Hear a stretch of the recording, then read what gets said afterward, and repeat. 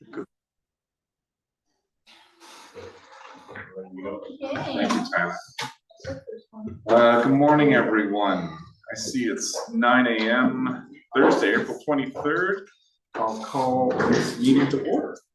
It's a committee of the whole meeting this morning. I'd like to begin by acknowledging that our meeting today takes place on the traditional territory of Chehalis.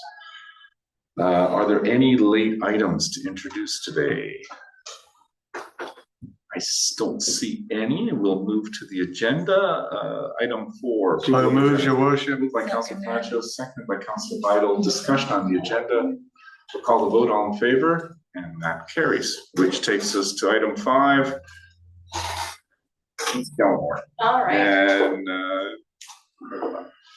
lovely. Over to you, please. Take it away. Stand everybody. Sip of water here. So thank you so much for having us, everybody.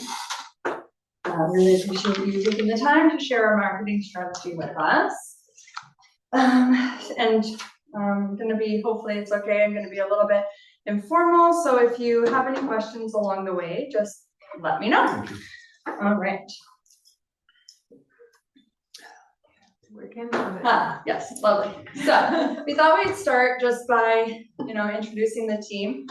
As you know, Stephanie Gallimore. I've been with Tourism Harrison for 9 years, and I am just returning from maternity leave. Erin, I'll let you do a little intro for sure. Yeah, so Erin, thank you for the opportunity to meet everybody now. I can't believe it's been a year, but I have been the interim executive director for the past year. So now my role is just shifting into wrapping anything up that I was working on and just helping Stephanie sort of transition back into her role. Thank you. Yeah, we're so thankful that Erin was able to come on. It's been a great year. Great. So as you know, what is happening with my computer? We are a destination marketing organization. But beyond that, we also manage the visitor center and sorry, I'm trying to get my notes up here, but I don't need them. We manage the visitor center and we coordinate events on behalf of the Village of Harrison Hot Springs. We represent the Harrison River Valley, so that's Agassiz, Harrison Mills, FBRD Area C, and Harrison Hot Springs. So with that, we have our team, Rachel Stock, she's our event coordinator, Sonia Peters is our business liaison, and then we have our wonderful visitor services counselors, Michelle and Catherine, and then we are currently hiring for a marketing manager and a visitor services manager. We've had a couple great candidates come along, so we're pretty excited to see where this is going to go. And there we go. So I know everybody already knows this, but I do this slide every single time because so many people are so confused by the 2 different programs that I just am always driving it home. I'm one of them. Can. Sorry, So, as you know, we are funded primarily through the MRDT, which is the 3% hotel tax that's generated through the region. The MRDT is collected by the province, and then 2.8% of that comes back to Tourism Harrison to fund marketing projects outlined in our 5-year strategic plan. The remaining 0.2% stays with the province to do other programming. I know they've done BC Fairs Festival events, part of it is RMI, and they manage that percent of the funds. As we're funded by the province, we have to complete a 1-year tactical plan, submit a final report, and a 5-year strategic plan to Destination BC. And what was your question? Oh, yeah, sorry. I should say. Okay, sure. So submit a final report to Destination BC and the Ministry of Financing, how we spent those funds. So we also are funded by a visitor service agreement with the Village of Harrison Hot Springs and then with the province of BC. And then in addition to the visitor services funding, we have a fee for service agreement, as I mentioned before, with the Village of Harrison Hot Springs for our event coordination. And that funding, the event funding, comes from the RMI dollars. So RMI money, skating rink, events like Lights by the Lake, Sasquatch Days, Civic Plaza, and then MRDT is for marketing, co-op marketing campaigns. And they did recently tweak the MRDT funding agreement so we can do a little bit of infrastructure as outlined in the 5-year strategic plan. Any questions? Oh, if you don't mind, Rick, I'll ask now. Yes. Okay, so MRDT, that's 3% of a hotel room. Sorry, municipal regional district tax. Right, okay. Acronym there. Okay, so does that money fund RMI? In a nutshell, so there's the 3%. 2.8% of that does not fund RMI. 2.8% of that comes directly to Harrison Hot Springs. That 0.2. Tourism Harrison. Yes, sorry, what did I say? You said to Harrison Hot Springs. Oh, okay, sorry. Yeah, Thank you. I'm So Yes, sorry. yeah. I'm like, oh my god. Okay. 2.8% of that comes directly to Tourism Harrison. This is why I like to really separate the two. And so the RMI, so there's that 0.2% that goes back to the province. That is where RMI and or historically RMI has come from. I'm sure it's still coming from the same bucket, but I'm not 100% sure. I'll be completely honest. And I know BC Fairs Festival and Events came from that.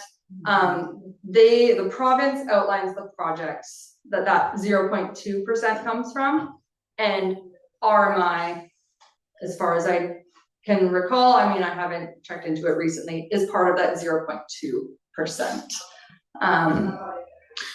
But 2.8% is directly to Tourism Harrison. So I just like to make it really easy, I just like to say Tourism Harrison gets the entirety of it. We get the 2.8%, and then the province gets that 0.2. I'm just gonna clarify, and I think I know exactly what you mean, but if 3% is the hotel tax, Yeah. 2.8% is actually, it's not 2.8% of the 3%, it's actually probably whatever you divide that out, it's like 95% or 98% of the hotel tax goes to tourism. Yeah. It's 2.8% of the hotel tax goes directly to Tourism Harrison. Yes. You could probably Month. simplify it. Pardon, go ahead. If it was $100 rate, Yeah. then the hotel takes $3 and sends it to the Ministry of Finance.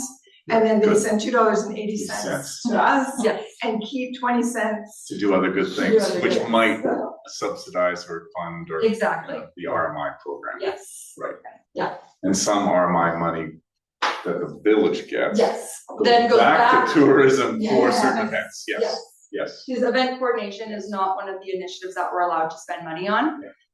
So that's why we're we've got this agreement with the village too. Is that clear, everyone? Well, Your $2.80. That was really really great. I'm gonna start using that. I'm just gonna put that in the slide there. I love Percents that. of percents can Yeah. lead to confusion. Yes. Yeah, Veritata, I mean, my head's spinning with more questions probably because, the 0.2%, that's the lasting infrastructure projects that we can work with every 3 years. And it doesn't seem like a lot of money, quite frankly. And it's too bad that we can't change the ratio to even 0.5%, because the lasting infrastructure projects are what our residents see But and do, it's- and they are lasting. With everyone that collects MRDT as a whole, so it's not like you only get 2% or 0.2% of Harrison Hot Springs, it's of MRDT as a whole. Christy, could you? Thank you, You've Veritata. got something I know you're gonna help. I don't know all the ins and outs of the provincial budget, but from my understanding of it at least, so that 0.2% that doesn't go directly to our DMO just goes into the province's big pot from all the communities around the province that are collecting MRDT. Yeah. We are one of the lucky 14 who get a large chunk of that back. There are communities that collect MRDT within their region that the local governments do not get any of that money because they're not part of the RMI program. So the only opportunity they would have to access that bit of money would be when those extra grants come up for tourism events and things like that. So our money that comes from RMI is not directly correlated with our MRDT tax that's collected in our region. So we get approximately 400 and Around 500,000 right 500,000 now a year from for RMI. RMI.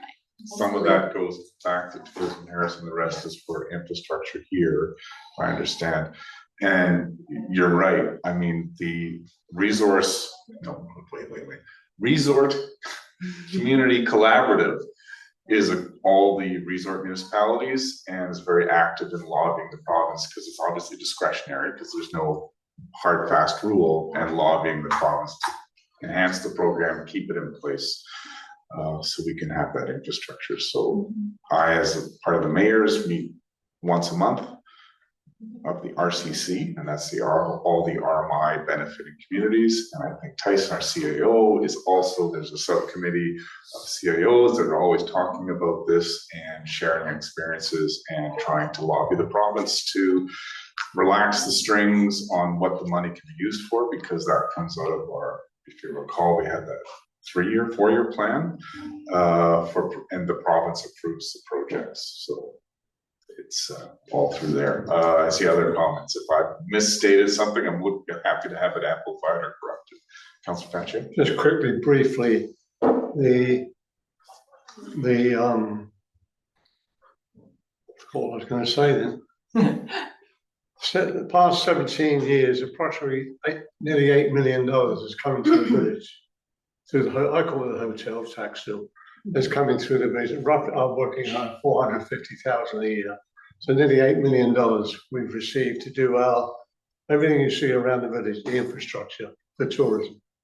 That's what's coming so far on that. And then at one point, they did change it. At one point, they based it on Councillor Jackson started this.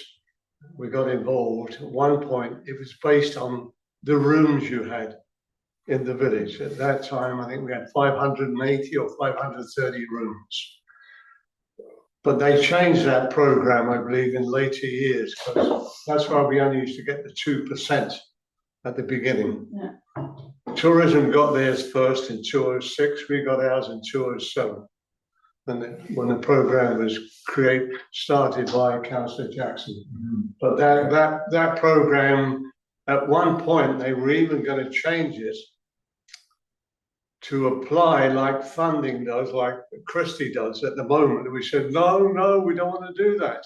Because I used to attend the meetings like the mayor does once a year with the other 14 municipalities. But we said, no, don't change the system we have now. We don't want to go into applying for funding every year, because the minister of the time got the impression or heard that some of the communities were not spending that on tourism infrastructure. They were spending it on buying a bus or things that shouldn't have been spent on. So she wanted to change it. We had a big meeting in Vancouver, and it was just before Christmas about that, years ago, saying, no, you leave the funding the way it is. I'm sorry, that was just a quick. That's good. So the RMI funding it's discretionary on the province. It's a program they have, and they could remove it or change it. Yeah. And we lobby actively with the RCC collective to maintain and enhance that.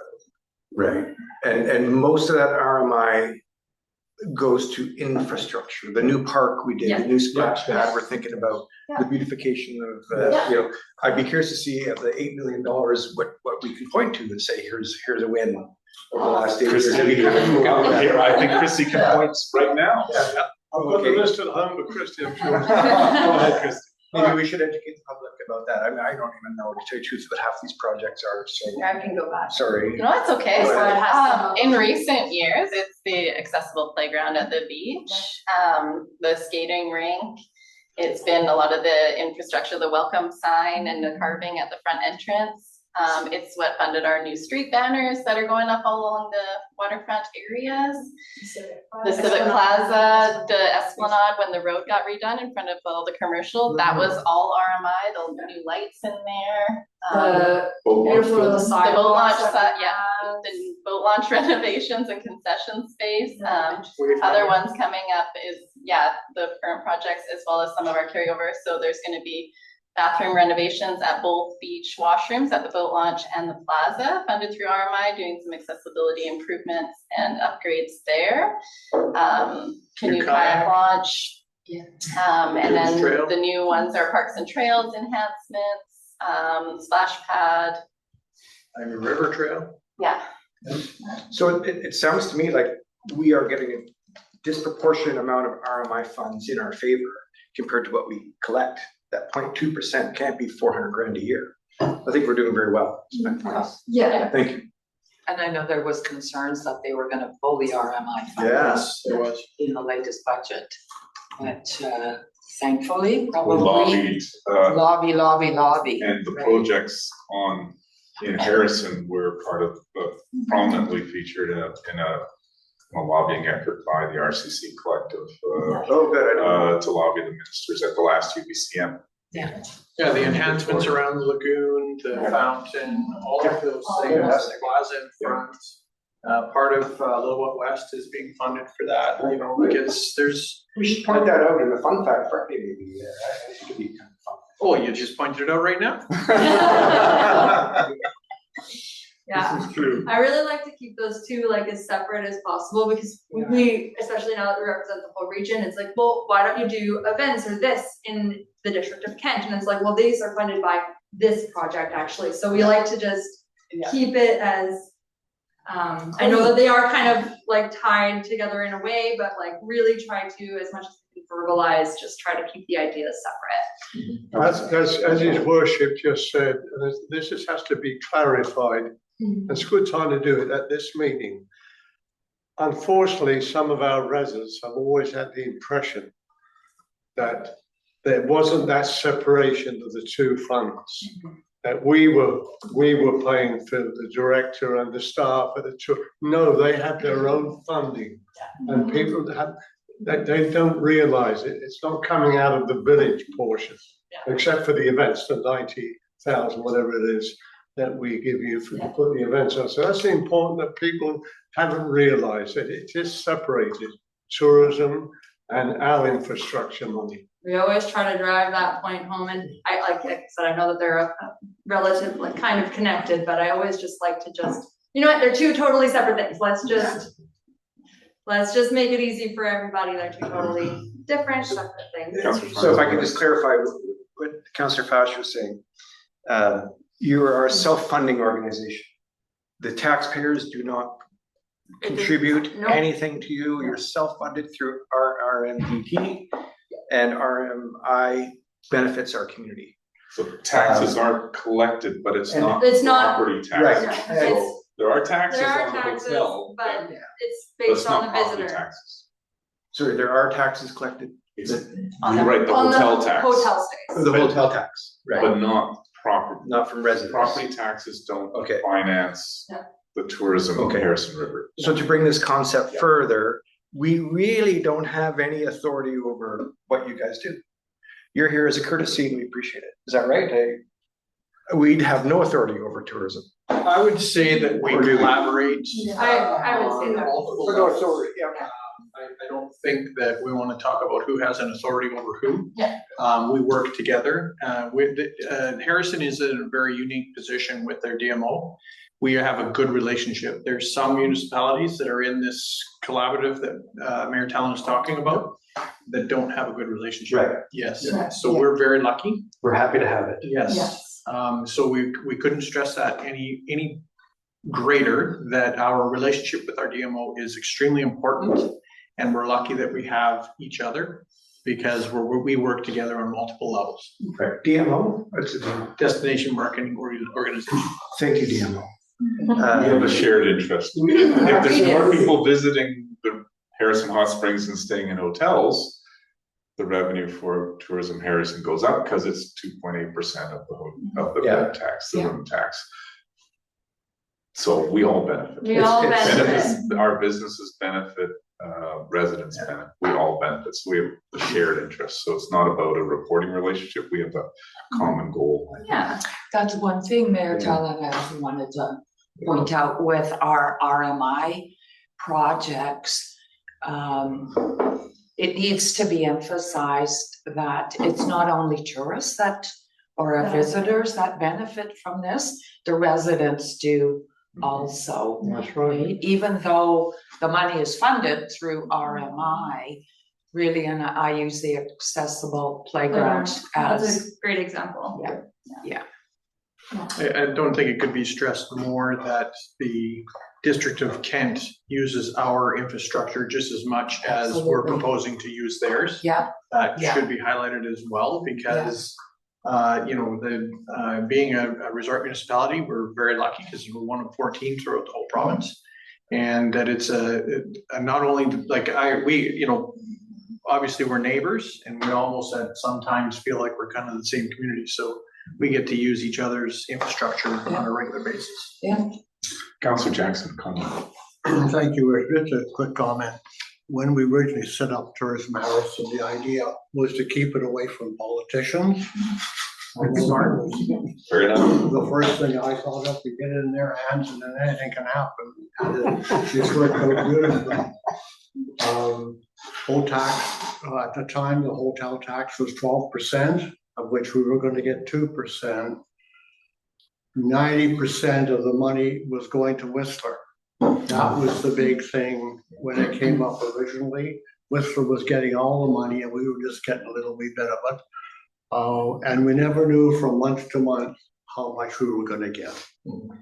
Much better now. Yeah. Much better now. So I think that Tourism Harrison has done a brilliant job in managing the money. We have a beautiful building. We have, just take a look at a small community like this to see what we have. It is something.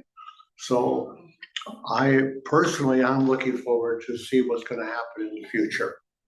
And let the past go the way it was and carry on. Thank you, Councillor Jackson. I agree. I would have to characterize our council as very forward-looking about enhancing and taking advantage of opportunities. And this would be a good slide So to let's transition continue. into. So our vision is to be a year-round destination where visitors can enjoy our diverse arts, culture, and recreation experiences. We want to make sure that our visitors are respectful of our environment. We want to make sure that tourism is going to be here for years and years and years to come and bring benefits to our unique communities and cultures. And then our mission is to collaborate with our tourism partners to grow our tourism offerings and responsibly steward the tourism assets as well. So like I said before, we want tourism to be a lasting, and we want visitors to want to come back, right? So we want to make a good impression for everybody. So this is a lasting experience and place, destination for people to come and enjoy. So with that, I will hand it over to Erin for the marketing piece. So this is our marketing strategy. That photo there was from the east side of Harrison Lake. Kind of near 20 Mile Bay area. That is 20 Mile Bay. Yeah. Wow. I can go swimming there. Yeah, it's beautiful. Yeah. Just above 20 Mile Bay. Okay, so marketing strategy. So once I've had a few months under my belt and with some consultation from Stephanie and the board, we hired a consultant, Junction Consulting, to work with us to just take our current marketing strategy and review it and see if they could foresee any improvements that we might be able to make. So it's quite an extensive project, and the timing was really good because we were also undergoing our 5-year planning process. So it was an opportunity to sort of look at one component of it, be able to have some time in 2026 to sort of test the waters, and then be ready to go when our new 5-year plan hits in 2027. And I keep saying, even though it was called the 2026 marketing strategy, the work that was put in, it will easily last us 3 to 5 years with some refinements every year. But the key outcomes that came out of that strategy were, we want to see more planned trips, longer stays, which would of course in turn help the economic impact of the Harrison River Belt. So what does that look like? I'll go into sort of, there's some core components of how we're going to achieve those goals. And that's seasonal campaigns, long-term creator partnerships, a restructured website, events and stakeholder collaboration. And so I'll go a little bit more into detail on some of those key ones. Nope, maybe not. There we go. So the first thing that we've already started looking at is our website. So when the consultant looked at it, they saw that our biggest opportunity was to really make it easier for someone looking at the website to plan their journey and use it as their primary trip planning engine. It has so much information on it right now. So it's not, all we want to do is sort of tweak it a little bit so that you could take someone who is going to say, I want to come for 3 days in October and I want to see eagles and do some hiking. So they plug that in and it leads them into some itineraries that have those ideas, but more. And here's some restaurants that you might enjoy, and don't miss out on this shop. And while you're here on the 3rd week of October, excellent, we have these events going on. So really just making that, as it says on it, plan their trip, make that as seamless and easy as possible. And that will tie in with all of the other components. So social media, I hate to admit it, but it is where a lot of people do their trip planning. So the reels, and currently we have amazing visuals on our social media and again, content, but we, and the channels that we use are Instagram, Facebook, and TikTok. So the goal there is to, instead of being just functioning as like a broadcast channel or just driving people to our social media, we want those social media platforms to help potential visitors visualize their trip, understand how their experiences are going to connect, and again, go back to this feeling confident when they're planning their trip. So the idea is that they're going to see something and they're going to be inspired by the social media. They're going to land on the new website, which is then going to help them run their trip. So the new social media goals, it's not about posting more, it's about guiding better. Short form video, the reels, the TikToks, authentic storytelling though, so that it really reflects the Harrison River Valley and that the experiences that they're seeing on social media, they can actually have here. So that's something we've actually already made a few changes in, is that we're doing more content where they're actually like in the community. So if there's something going on, they're here, they're grabbing the content. So for example, the Tulip Festival, we did a really big push on like, oh, are you coming to the Tulip Festival? Okay, but did you know that there's all these other things just come down the road? And so painting that picture for them to make it as easy as possible.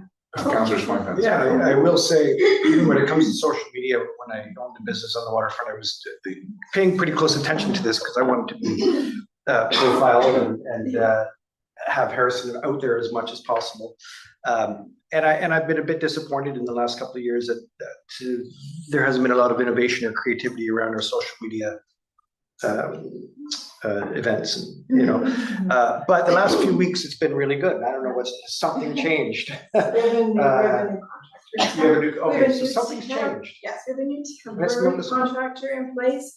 So our contract with the existing contractor expired at the end of February. A lot of things, knowing that Stephanie was coming back, there were certain decisions that we kind of wanted her to have a say in.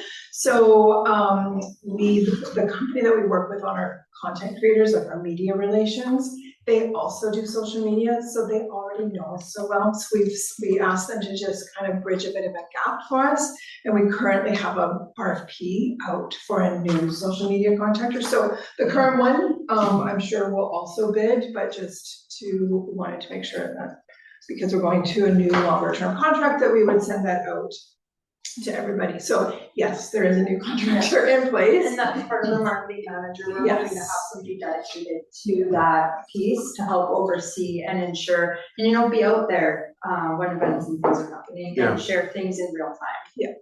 There's just, you can't beat that boots on the ground. Yeah. If there's something happening, or, a perfect example, like last summer when there was the Bear Creek, like that was one of the things we were like, go down, show content of like, there's no smoke down here, it's this beautiful day, and on the lake. So you really can't beat having that timely content. So that is definitely part of the goal, and yes, ties in with the new marketing manager as well. So we wanted to kind of have those in place so that they could help select the final contractor.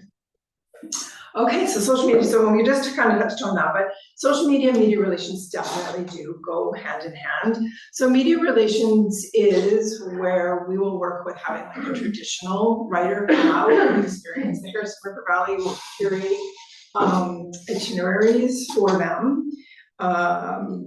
And it can also be now these new like the content creators who have large or micro followings, and people are that's who they have a trust with them. So they see them doing something and they're like, okay, yes.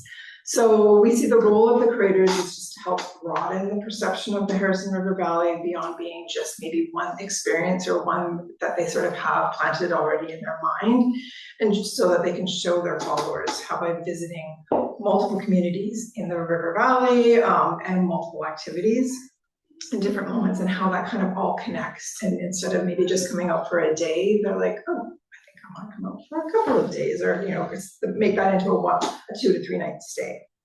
And then we want to kind of help work with the content creators so that they're really demonstrating, again, going back to that planning process. So putting elements of that planning tools that we have and having them show their followers, like this is how easy it is, so that there's a trust and that they really think that they can also have the exact same experience. I think we just recently, with this new playground, accessible playground that we installed, we had a content creator come and actually, I think they had like 40,000 followers or something. Wow. That was all about playgrounds and opportunities, and saw a big draw. So it's a really, really important part of our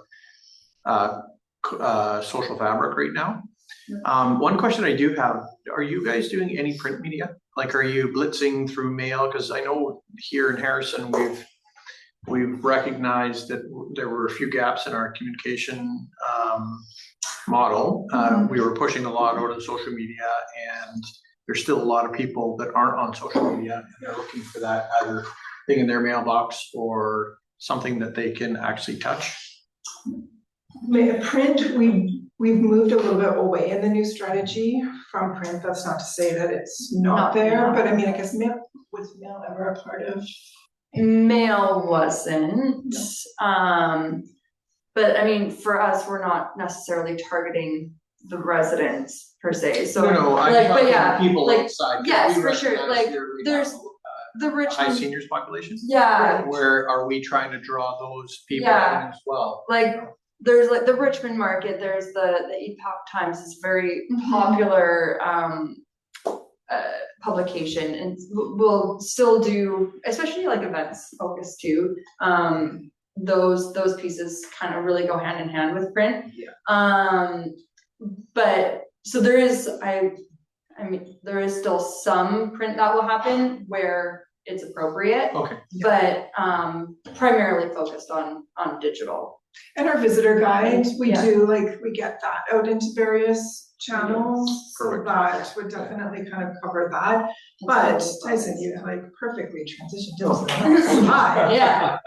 Advertising. So this is just sort of an example. So as I just said, we are looking, and this is one of the recommendations, is to moving some of, and this is looking at the spend of where traditionally we were doing more print and billboards. And not to say again that it definitely has its place, but it's harder to track and look at that return on investment, because you can't say, okay, we put this ad in this magazine and but these we can kind of really see, oh, they went to our website, they came to our website and they landed there and they booked a hotel. We can see that journey a little bit more. So when we break down what that looks like, we are really doubling down on that creators content. Meta ads, and then the ads, meta ads, TikTok ads, YouTube, so lots and lots of digital. But again, we have all of our great practices that are getting out into the universe. So next slide. So a destination marketing works best when it's built within the community. And our jobs are much harder with all the work that the small businesses do to create great places for the visitors to eat, visit, explore. So with that in mind, it's important to note that all of the local businesses are such a key element to what we're doing, and that we kind of come across with this cohesive, unified approach.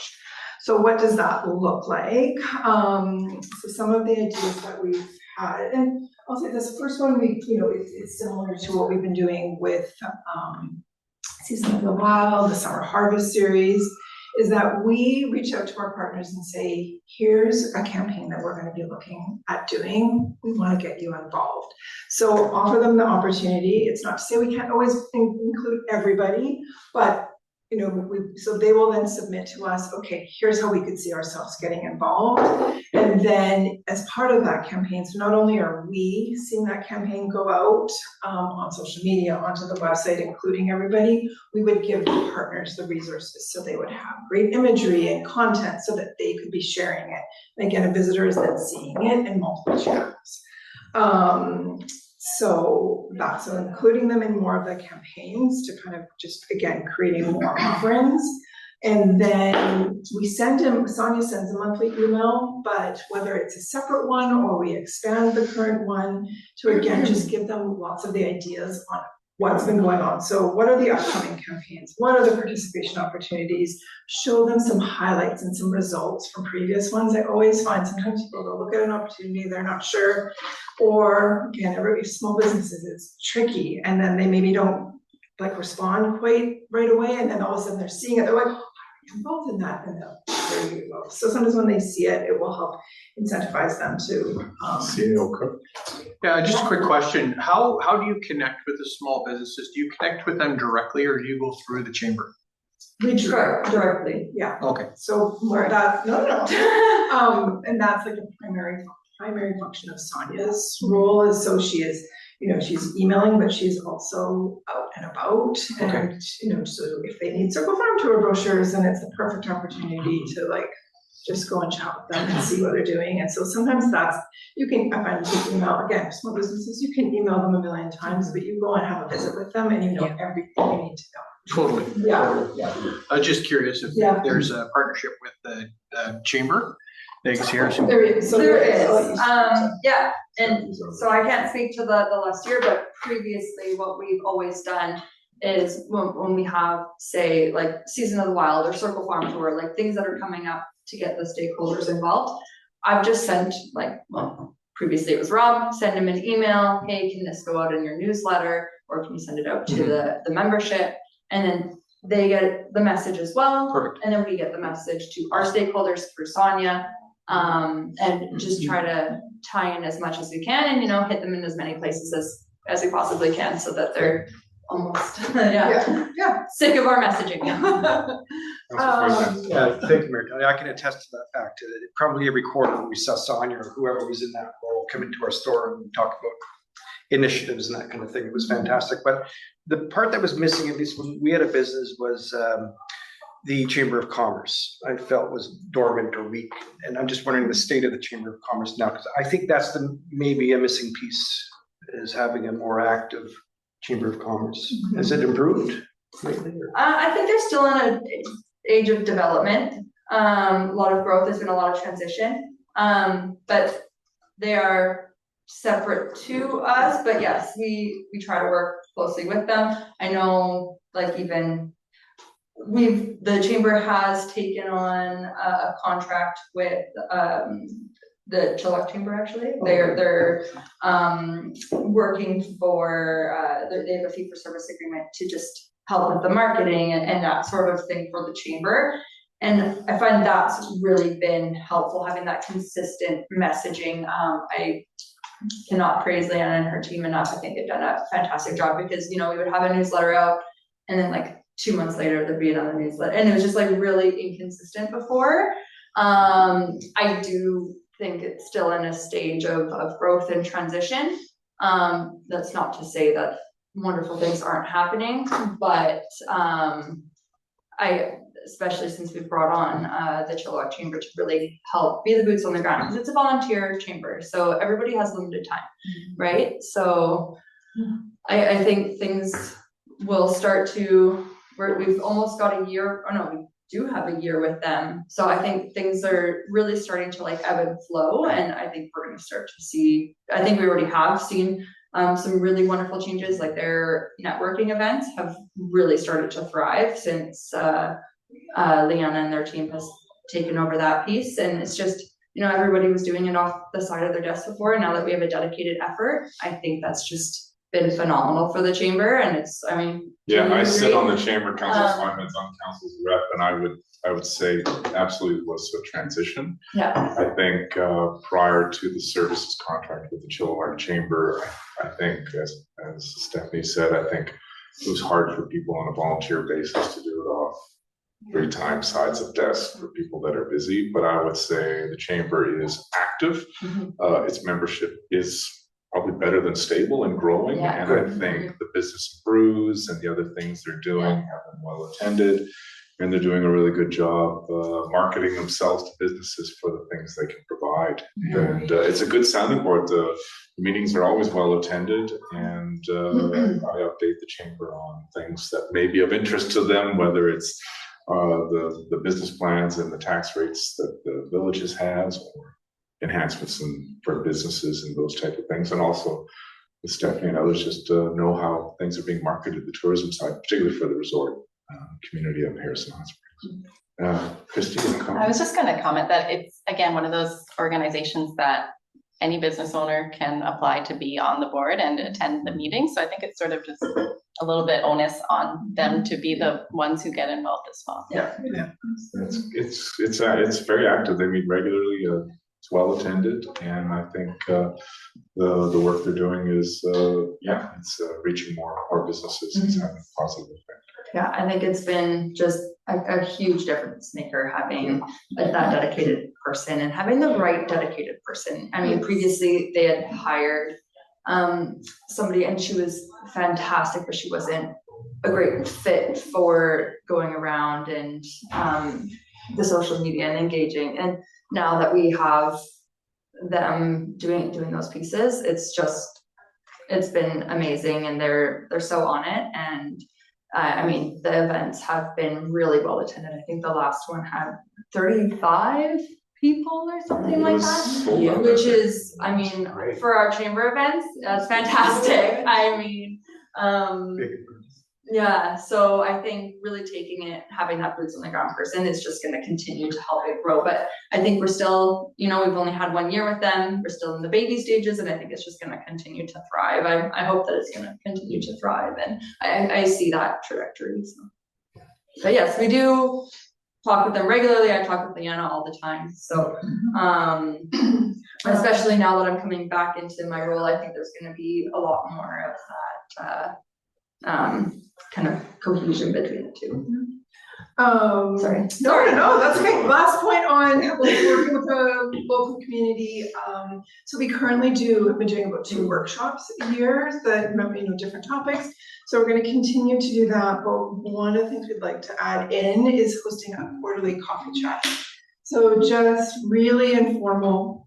Local businesses are all invited to sort of sit down with Sonia and the team, with Stephanie, and just have the opportunity to learn a little bit more about what we're doing, as well as that's when you get them in the room together and you can see that they start putting things together. So examples of there's some water sports where they've partnered with the beach hotel and made packages, and those are the easiest when they're together, which kind of ties into the chamber again. It's those networking events. So we'd like to create a space to bring up all of the partners together on a quarterly basis. That's the last element to help make the new marketing strategy. And then other elements that we can't ignore, obviously events.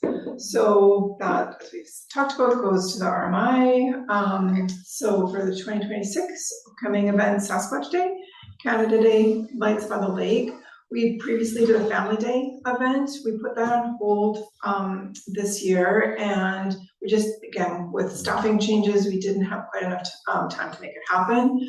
But we're working on looking at a new event to replace Family Day, and we're thinking the timing of spring break, and not even necessarily our spring break, but perhaps Washington State's spring break or something that kind of bridges that gap. So that's the plan there.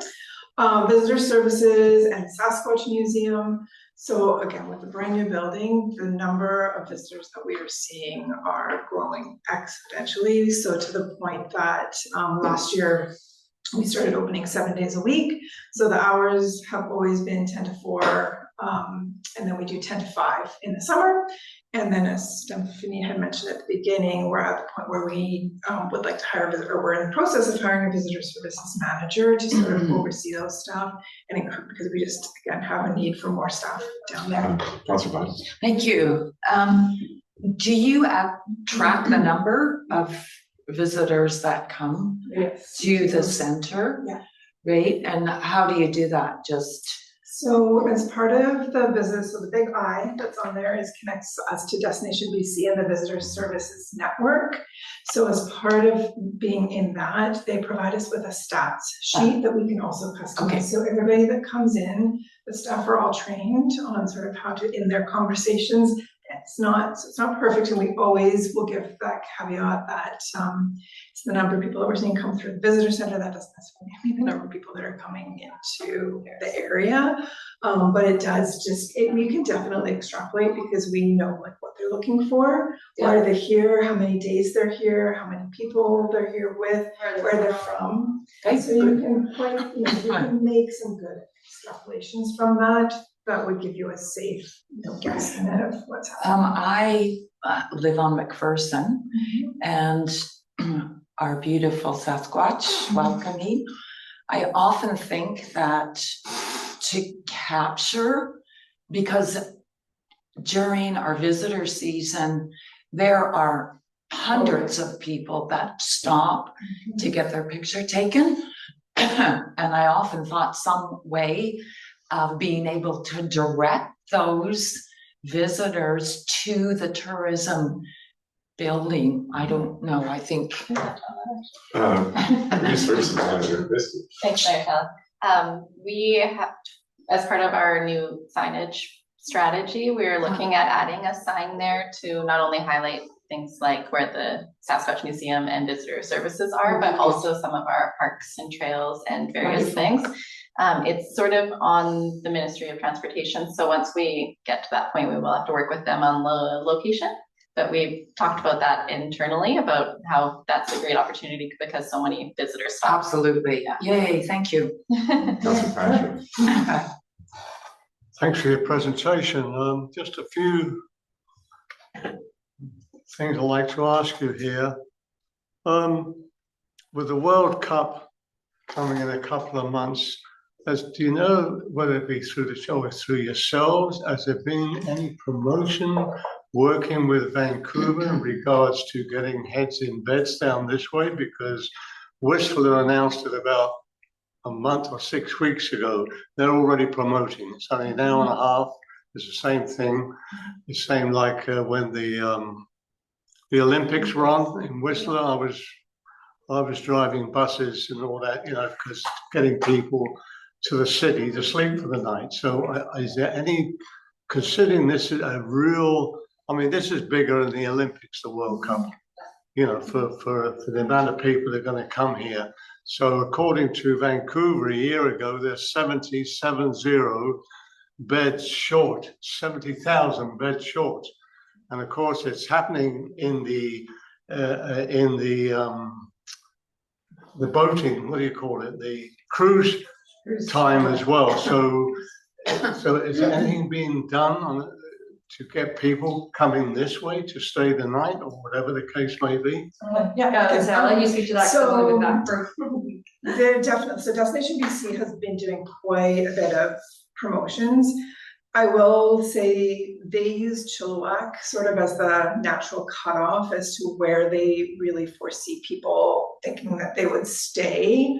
So we weren't and our occupancy already at that time is a little bit high, but where the opportunity I think for us is in that post. So if they're coming for World Cup, making sure that they're aware and like having a visit before or after. So not to say that there may not be anybody that's coming, and I know the shortages are becoming more and more prominent, But yeah, they sort of use Chilliwack as a bit of the cutoff, and so something we've been talking about in the office, and it's one of the things on my list for Stephanie, is to just start gathering the information, because I know like Fred's River Lodge and the resort and a few people are doing things. So again, that's where, how can we pull all that information together, and then we can be the vehicle that gets it into the market as to like what are the reasons to come out here during the World Cup, and pre and post. I would have thought the beds that we have in Harrison are far above the beds they have in Chilliwack.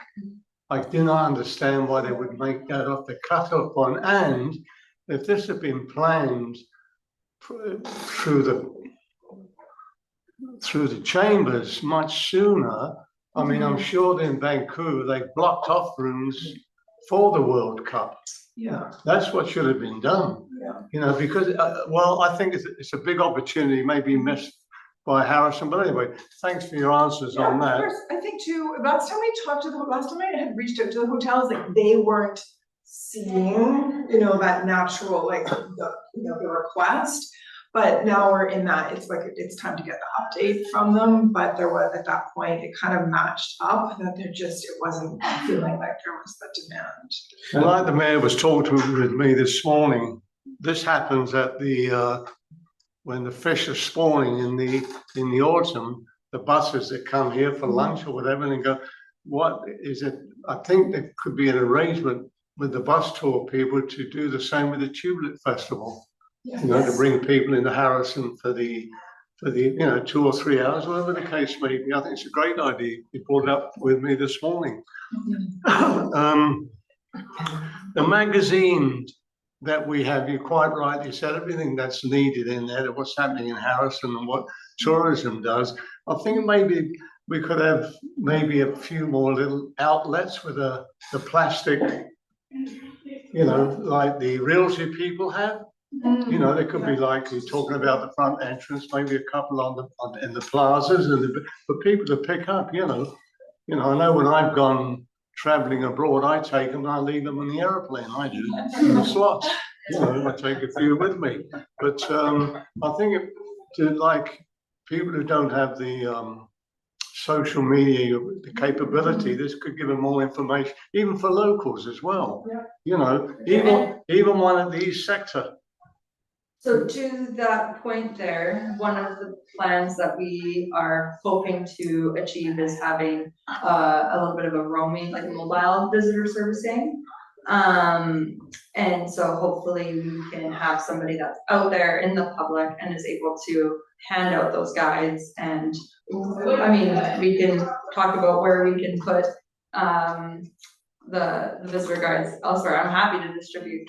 I don't like when we have a box. If we have one or two boxes at the end of the year, I'm not super happy about it. So if we have more than that, I'm not happy about it. So if we can, distribute as many visitor guides as possible, I'm all for that. So if there is an opportunity where we can, work with the village and have some locations for our guides to be in the lower cases, but also we are hoping to have a roaming person that is able to attend, various events and be on the beach during the high season and giving those visitor guides and ambassador experiences. Yeah, because I did announce a couple of weeks ago, 3 weeks ago, from a regional district's perspective, 16,000 people went through the sector last year, in 2025 actually. 16, even at Christmas time, there was nearly 400 that walked through there. So it's a pretty, and the last thing is, many years ago, the businesses, especially the restaurant business, used to have paper placemats that indicated the map of the village and indicated where the trails and where the businesses were and where the information places were. And it works very well for a lot of businesses. And it's not an expensive thing. Once you do one, you just photocopy, you know what I mean? Yeah. So I don't know, I think that's something that could be, maybe it's not through you, maybe that should be done through the chamber, but something that works very well in the village for they come to your info, they probably tear off those big We do have Maps, the don't map they? packs, Yeah, yeah, well, if you and have they're these- distributed to the businesses that Yeah, select them.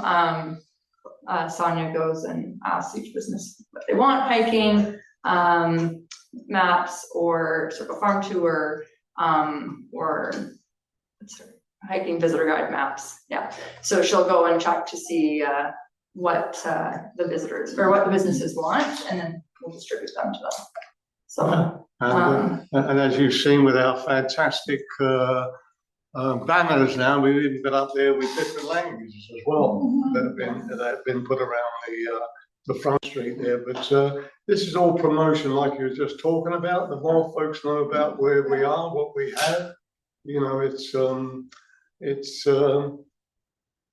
this is a location which is very family orientated, as we've seen. We don't need scores of police walking around with guns looking after us. It's family orientated. People are pretty well behaved, and the more heads in bed, that's your job. We get down here. That's what we're after. Appreciate what you do, and still love that building, which they got a grant for. The village didn't pay for it.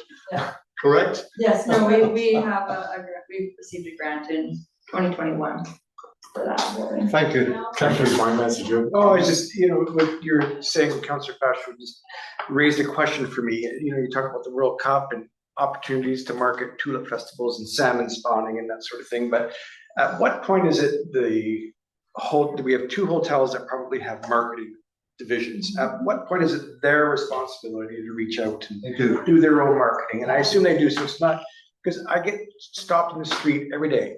Why doesn't council do more marketing around salmon or tulips, or why don't they do better at this job, or why don't they clean the bathroom more at the resort?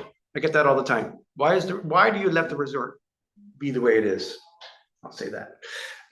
It has nothing to do with us, really. And so I'm just wondering where the responsibility lies with in-house resort marketing versus you guys. Yeah, no, Do it you partner with is, them on this stuff? we do partner with them for sure. But at the end of the day, our goal is to showcase the region as a whole. We will definitely, that's not to say we're not gonna highlight and promote our, various hotels, we absolutely will. However, they are expected to market themselves as well. And we will obviously market them, but we wanna make sure that the whole region and that everybody is going to be able to thrive and not just one specific business. Thank you. Sasquatch Museum. So with the increase in visitors to the visitor center, it's partially because everybody wants to come to see the Sasquatch Museum. So some of the things that we're looking at this year, we already have group tours that you've mentioned. The staff have taken the initiative to reach out to retirement homes and different places to make sure that they're aware of what there is and get more of those group tours. Probably more of a 5-year plan thing, but Stephanie and I've also sort of talked about, what about custom tour experiences? So when the museum is closed, a personalized one-on-one tour that has a value to it that people would be willing to sort of help with our revenue sources. So those are some of the ideas. There's definitely interest there, and I think there's an opportunity for the Sasquatch Museum to become a standalone piece. It's always going to work cohesively with the visitor center, but I think with the growth of it, it can become its own attraction, and there's more that we can do. Again, that speaks to the hiring of a visitor services manager, because obviously it oversees both, and that's something that they can take on. We've changed the retail area a little bit over the past year, and we're looking to continue to sort of evolve that. We would like to see a few more local artists and items in there. Again, the items that we have in there are all designed by Indigenous artists, but I think there's an opportunity to bring in some really unique local artist pieces. So we've been working on that a little bit. Again, it's a small area, so we're a little bit limited on what we can do, but those are a couple of highlights for this year for the Sasquatch Museum. And I think that sums up 26, and then Steph is gonna go a little bit more into, because as I had mentioned, we had the small project of writing a 5-year plan over the past year. That's been submitted to Destination BC and is ready to go to the Ministry of Finance. We're just waiting for a decision on Sasquatch Mountain and their resort association to know what, we wrote 2 plans, one that includes them and one that doesn't. So Steph's gonna highlight what's in that 5-year plan. What's coming up. So for our strategic plan, we, as I mentioned before, worked with Junction Consulting to help facilitate and develop the 5-year plan. So big part, a big core piece of that process included consultation with our with our stakeholders, not our visitors, our stakeholders and key industry partners to inform the outcomes and the tactics for the strategic plan. They did interviews, Zoom meetings, in person. They were so thorough and were surveys. So we're very thankful for them to help us through that. So through those conversations, we identified 4 key goals for our partners, outlined best strategies for how we're going to reach those goals. So I'll dive into that, and thank you, Erin, for spearheading that with Junction. So goal number 1 is to strengthen and position the Harrison River Valley. Oh, sorry. Thank you. I keep thinking that I'm turning the page on my computer. Oh, there we go. Oh, thank you. So strengthen and position the Harrison River Valley as a compelling year-round destination and deliver a seamless visitor experience through all stages of travel, whether that's from the inspiration and planning down to the booking. We want to make sure all stages of that process are easy and that we own all stages and make it as simple for people as possible to book. We want to create a unified regional story and targeted marketing that attracts high value traveler segments. So I'll get into our traveler segments a little bit later. I don't go into great detail, but I'll kind of touch on them there, while supporting the local stakeholders and partners to increase the awareness of the Harrison River Valley and, coming back to before, generate those longer stays. This piece is really focused on creating those curated itineraries, as we discussed, to highlight why and how people should, or visitors can stay longer. So to reach that goal, we've got our key strategies. I didn't put all of them on this slide. Erin didn't put all of them on this slide, but we've got most of them here. But I will kind of go through them all with you. So to do this, we will redevelop the trip planning tools on our website and social media channels. Our previous focus was almost solely very, very hyper-focused on awareness, especially as we transitioned from the Harrison River Valley, from Tourism Harrison to the Harrison River Valley. We really wanted to make sure that people knew what the Harrison River Valley was. And I think we're getting there, we got there. So now we really want to own all stages of that planning stage and make sure that the visitor can plan and book their experience. We're going to continue to work with our local businesses and make sure that their Google My Business profiles and social media skills are up to date, ensuring that consistent info across the web. So that, as we kind of mentioned before, we have our annual workshops that give the stakeholders hopefully the tools that they need. What we don't want to see is a visitor coming out here.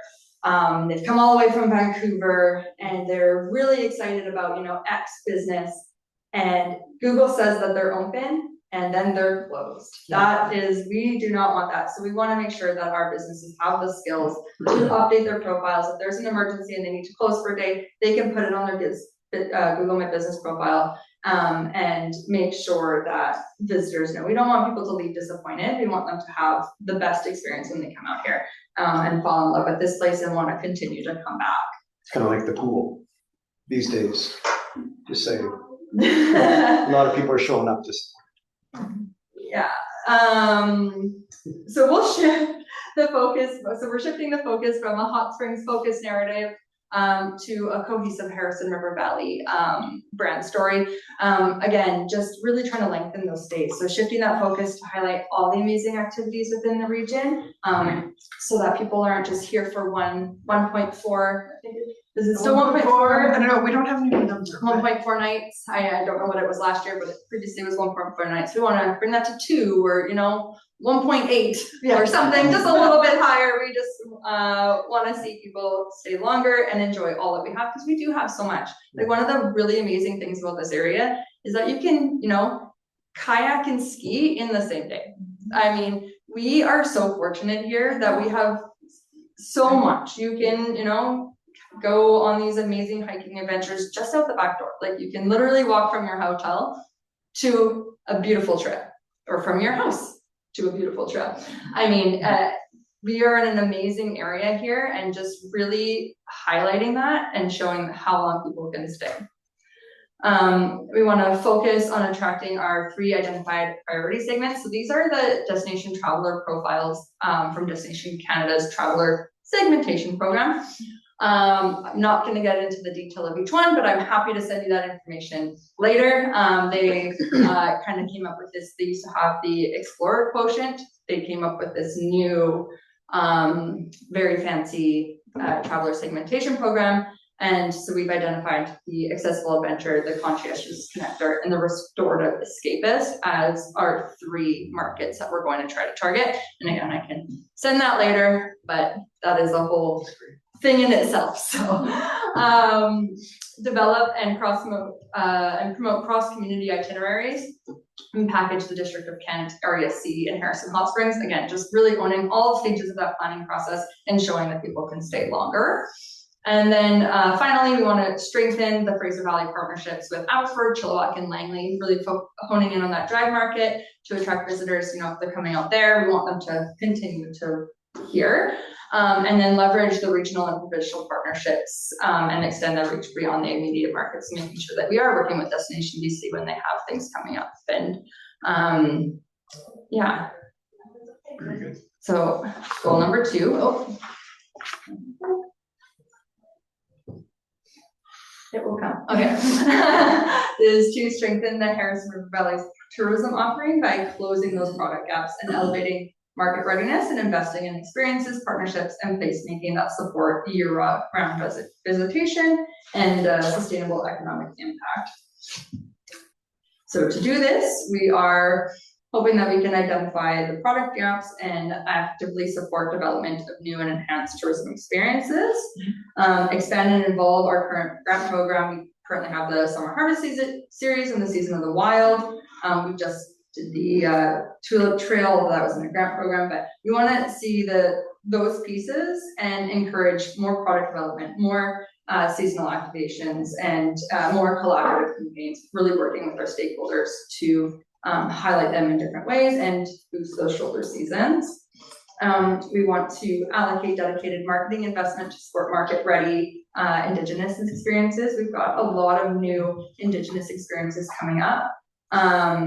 Stales Cultural Tours just started last year. They've got an amazing tour. There's so many cool things that are coming, and we just want to make sure that we are highlighting those as they come around and get involved in the tourism industry. Work with our stakeholders to create a compelling year-round itineraries. As we said, we're just going to keep driving these itineraries home, making sure that it's really easy for people to plan and have a longer stay and target visitor dispersion. So, in the summer when the beach is overcrowded, maybe we can send people to Agassiz for the afternoon, and then they can go and enjoy the Circle Farm tour and then come back to Harrison, or whatever that looks like. Come out and enjoy Harrison for the afternoon, and just really try to get people to travel through our corridor and spend money in our corridor and support the region as a whole and not just one community. We want to support our small and emerging operators in packaging and promoting their offerings. So an example of this is, networking with having our annual workshops and giving them the skills to connect and get those packages. And we had tulip packages that are selling really well with Rowena's right now. So different businesses are trying to connect businesses so that we can have these fantastic little packages and itineraries pre-planned for people so that they can just book and go. We want to strengthen our event sustainability and support economic impact and have that measurement tool. Hopefully we can invest in some research tools that we can help actually really measure those amazing events that we have. We'd like to integrate Halkomelem language and Indigenous storytelling into some of our destination materials in a meaningful and respectful way. Develop a balanced annual event portfolio that supports shoulder season growth, midweek visitation, and obviously boost the economic impact of the area.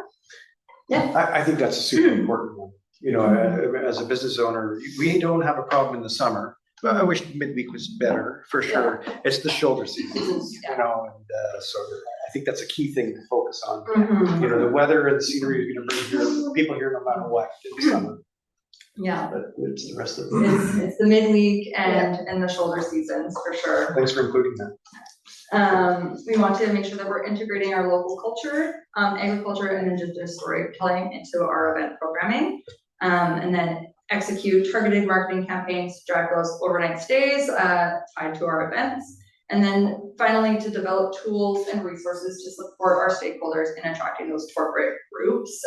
That's something we heard a lot last year, is that they want some of the stakeholders would really like to see a little bit more corporate involvement. So we haven't really dove into that before, but we will start to steer in that direction a little bit and kind of dive into their to help support them acquire those businesses as well, or those visitors as well.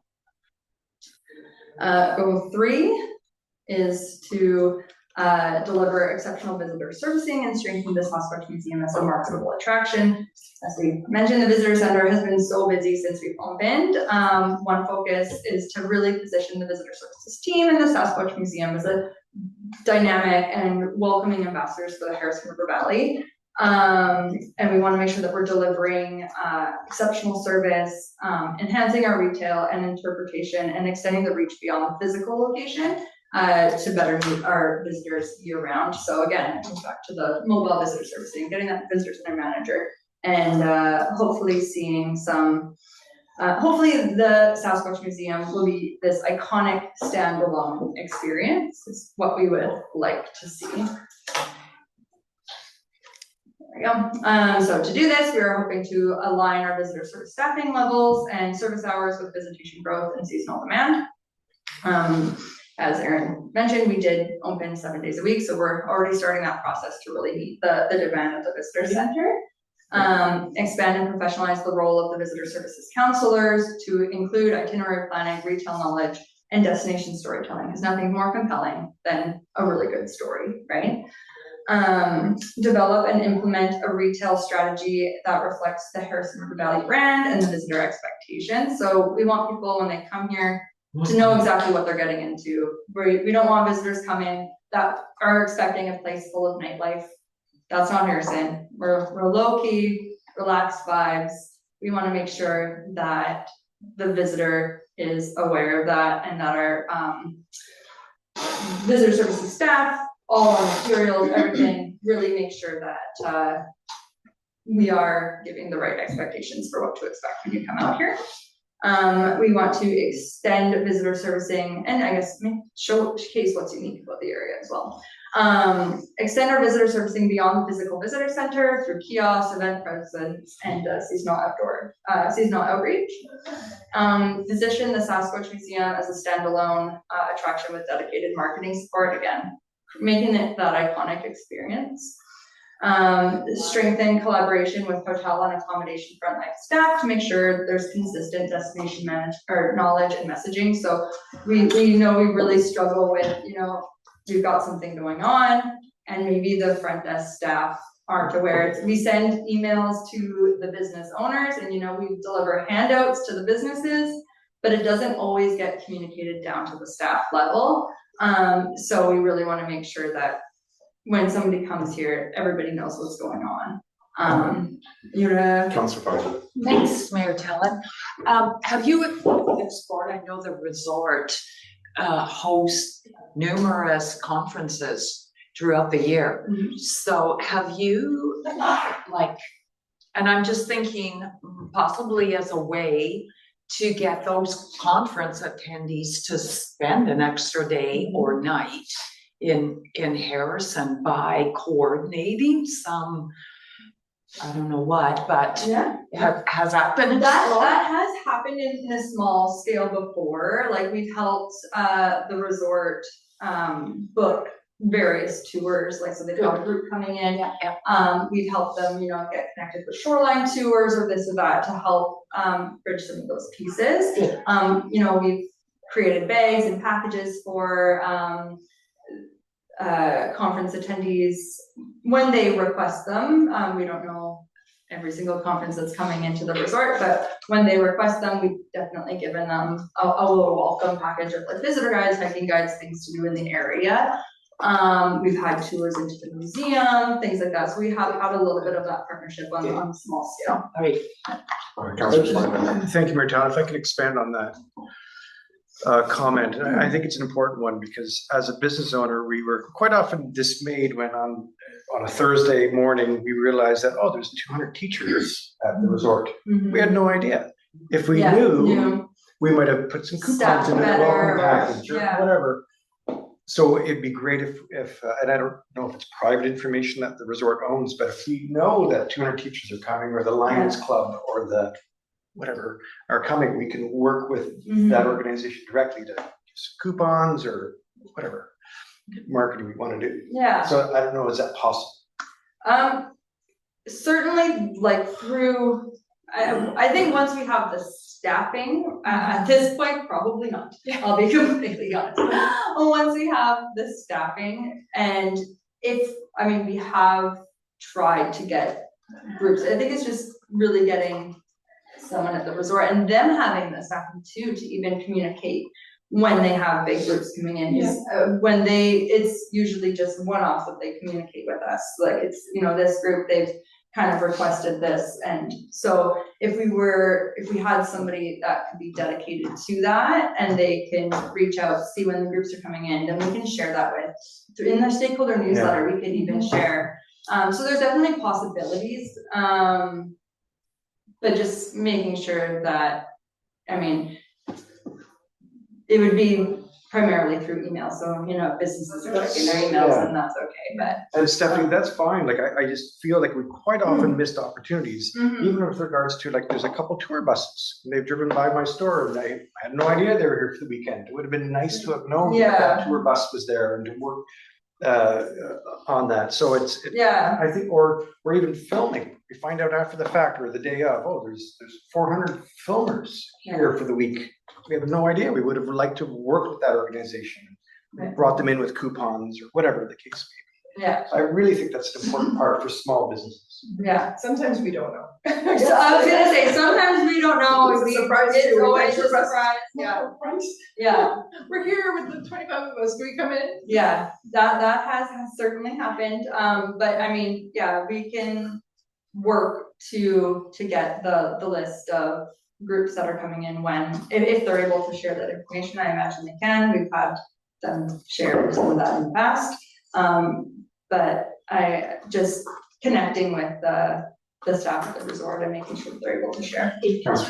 Sophie, have you had much over the years participation from the schools coming to see the museum and that's how you have We do school groups, You do trick, because even yesterday there were 2 buses in the village.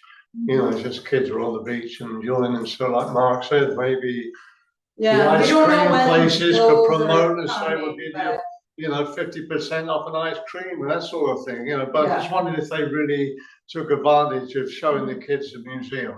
I'm talking about school district or even Chillo or Langley, wherever they come from. Because once you get to this time of the year, going now into the first couple of weeks in June, that's when they spend all their money to schools on school trips. They get rid of all their money to take the kids out on different trips, wherever they may be. So, that's good. So they do take advantage. We don't always know, but Good. We do definitely with the Harrison Elementary. Well, of course, they come over regularly. But I think that Councillor Fascio does bring a good point is that, if we have, because I see buses from Surrey and Langley and Abbotsford and Chilliwack, and I think if there was just a quick email to their finance department, because those are the bean counters that are, helping fund and manage these trips. I know my wife works for the school district in Chilliwack and they're usually on a shoestring budget, but if they can, if you can have a couple schools go through here, for your, on the marketing side, you could it might increase some sales, it could increase, it'll be a $15, if it's 50%, it'll be a $15 ice cream cone instead of a but I think there's a big opportunity to partner there for that shoulder season, what we're trying to attract, right? All right, and then the final tactic there would be just to refresh our museum experiences through rotating displays and updating storytelling elements, just ensuring that give people a reason to continue coming back. And the last goal here is to strengthen organizational excellence. So obviously we want to be the best that we can be. So build a resilient, well-governed, future-ready organization that has the people, the tools, and the insight needed to support sustainable tourism growth and deliver on the priorities that we're trying to achieve, the 5-year plan that we've set out to do.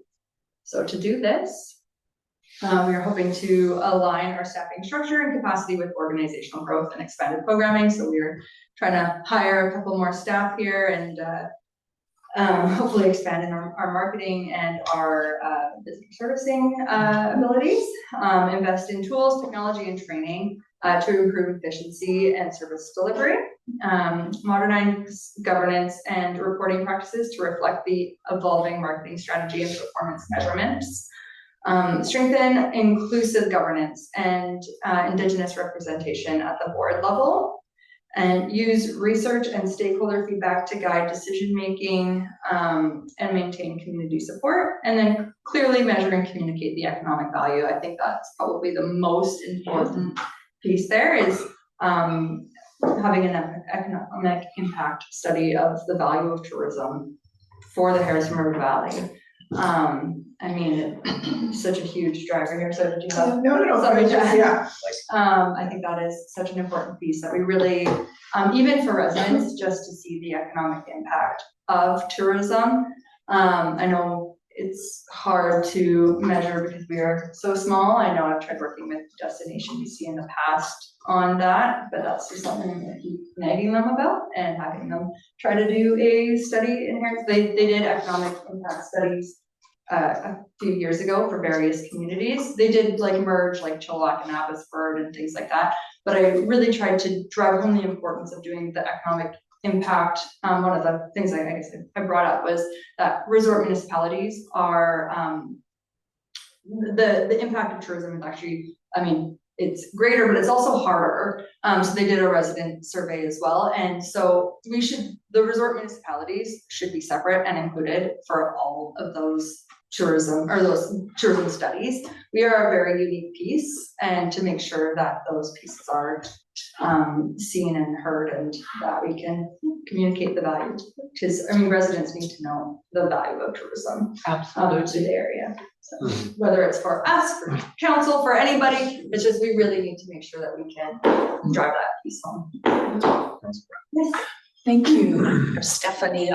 You're right on with that last point.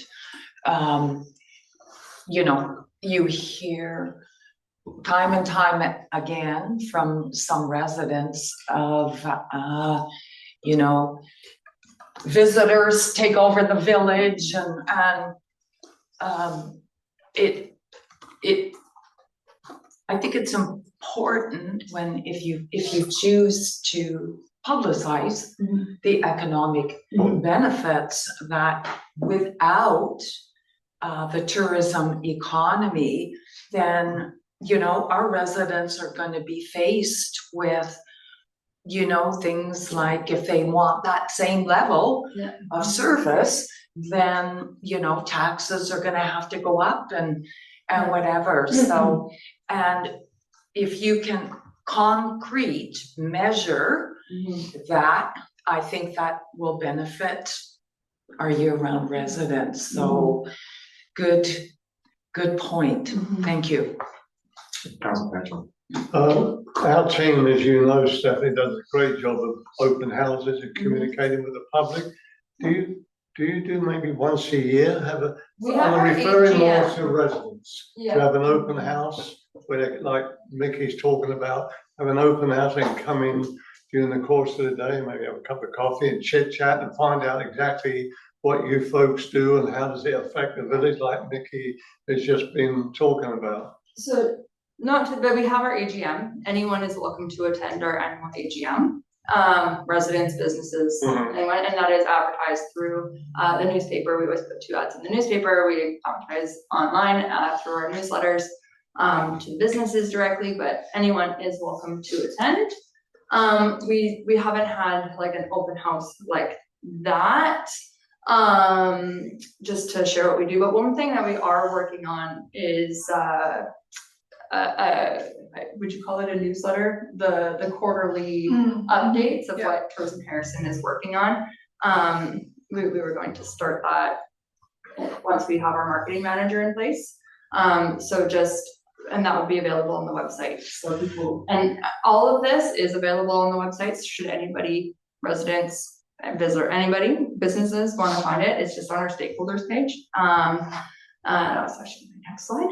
But so yeah, if anybody does want to take a look, this is all online. And yeah, but we haven't had like a sit down coffee type of thing. We have done like at various events, we've had a booth and showcase what Tourism Harrison does that way, but not a dedicated open house. People can attend the AGM if they're interested. Community service manager, something to add? Councillor Facio mentioned the word coffee, and then it got my mind spinning, of course. So we are trying a new initiative with our Community Connections Cafe. So I was just thinking that me and Stephanie are already planning a meeting next week, but I might work with Kaylee and see if one of those weeks might be a good fit.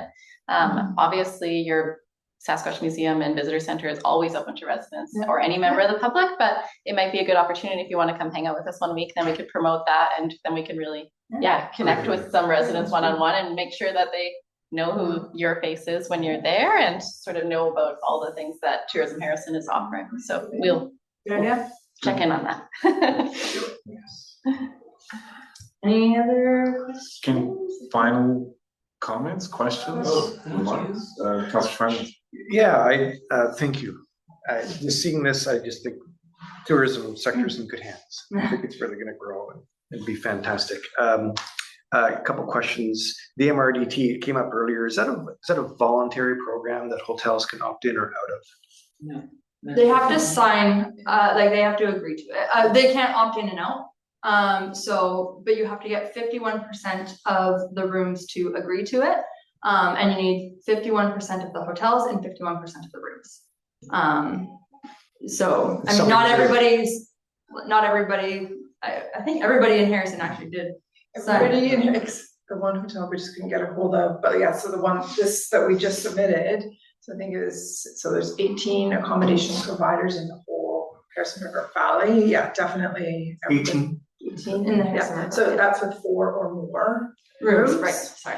And so you need 51% of that, of those, so basically the resort is your 51% of rooms, and then you need 51% of the properties that will sign off on that. And so that has to go with the full plan that we've kind of just showed you. And then, because that was actually, we had a couple of the properties when we were getting the signatures, and they're like, oh, well, if I don't sign, do I have to collect? And no, so if you get that 51%, whether you've signed it or not, you're collecting. Mm-hmm. Something to keep in mind, though. Right. I don't know how you want to do this discussion. I mean, I've talked to people about this meeting today, and of course they all fire ideas, and half of them I have to say, this has nothing to do with council, but they asked me to pass on ideas, if you will. And the first one is the Tulip Festival. And I'm sure some of us may want to talk about this, but I think it's maybe a fantastic opportunity, and I don't know if we're leveraging it enough. I know it's only been a couple of years they're doing it, but they're expecting 100,000 visitors there in the next 3 weeks. And we ought to get all of them up here to either stay overnight or to eat at our restaurants. You know what? I have them in the car. I always have them. I know we always have some in our bag. So I don't know if we are collaborating with the Tulip We are. Trail, I think you called it. Yeah. Where are there signs there on site? We have a whole booth Have you the been, festival. Councilor Simon? No, I have. It's amazing. I went this week and anything that to drive Yes, it's on. to drive visitors Unicorn. to Harrison and vice versa. Someone is in Harrison and doesn't know the Tool Festival, send the Tool Festival. So I think there's lots of We, and cross promotion happening. there is, yeah, Good. we've been working with our partners, so we've got, hotel packages to go to the Tulip Festival. And then obviously we have a whole stand there showcasing all the Harrison River Valley print materials, giving people the, visitor guides and things so that they can see what else is going on in the area. And then obviously we have the Tulip Trail, which I can come deliver after. I always have them. I know, on we- me, but I didn't bring my purse. I always have like a pack. We should bring them tulip chocolates. We should. Yeah. We will bring you, Yeah. we will come back We with tulip make those. chocolates and a tulip trail. They're hard to make, you have to appreciate those chocolates. They are The tulips, they're hard beautiful. to make. They're beautiful.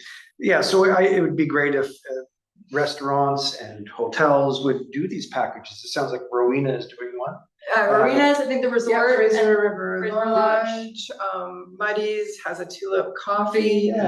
Karen's, we had 18 Beautiful tulip businesses. cupcakes, yeah. Oh my Yeah. gosh, if you haven't been, and I think they have like a whole like tulip like sandwich and Yeah. stuff, but their cupcakes are just They're- they're beautiful.